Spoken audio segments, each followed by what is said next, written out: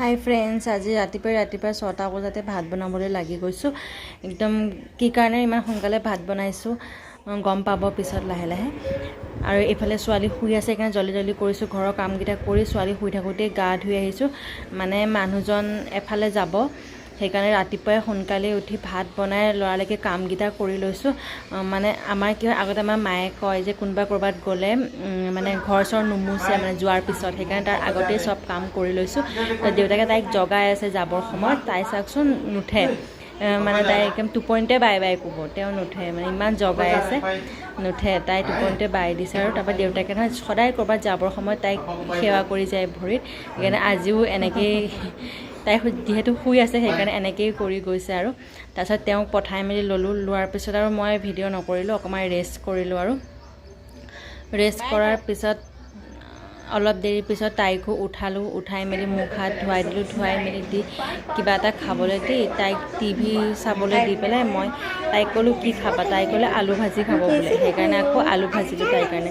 যিহেতুকে ৰাতিপুৱাই ভাত বনাইছিলোঁ, ভাত চব্জি দালি, কিন্তু তাইতো নাখাব ন, সেইকাৰণে তাইৰ কাৰণে আলু ভাজিলোঁ। আলু ভাজি মেলি ভাত আৰু গৰম ভাত কেইটামানো বনাই দিলোঁ। তেনেকৈ বনাই মেলি আকৌ তাই এইফালে টিভিয়ে চাই আছে, যেনিবা আমনি কৰা নাই, তাই দেউতাক অফিচ গৈছে বুলিয়ে ভাবিছে। আৰু তাৰপিছত টিভি চালে, তাৰ অলপ পিছতে আকৌ তাইক গা চা ধুৱাই দিলোঁ। গা চা ধুৱাই মেলি মই তাইক থলোঁ। তাই মানে সুধি আছে দেই, আপোনালোকক কেনেকুৱা লাগিছে বুলি সুধি আছে তাইক গা চা ধুৱাই মেলি আনিলোঁ।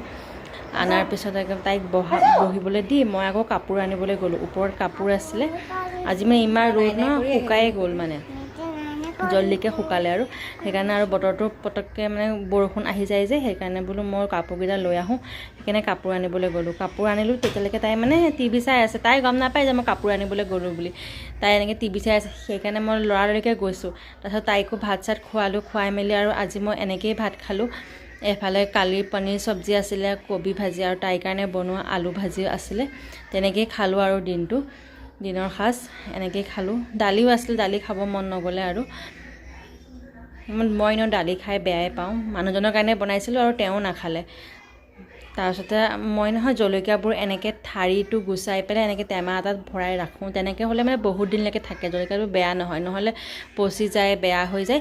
এনেকৈ কৰি পেলাই ফ্ৰিজত ৰাখোঁ। আপোনালোকেও ৰাখি চাবচোন, কেনেকুৱা লাগে জনাব।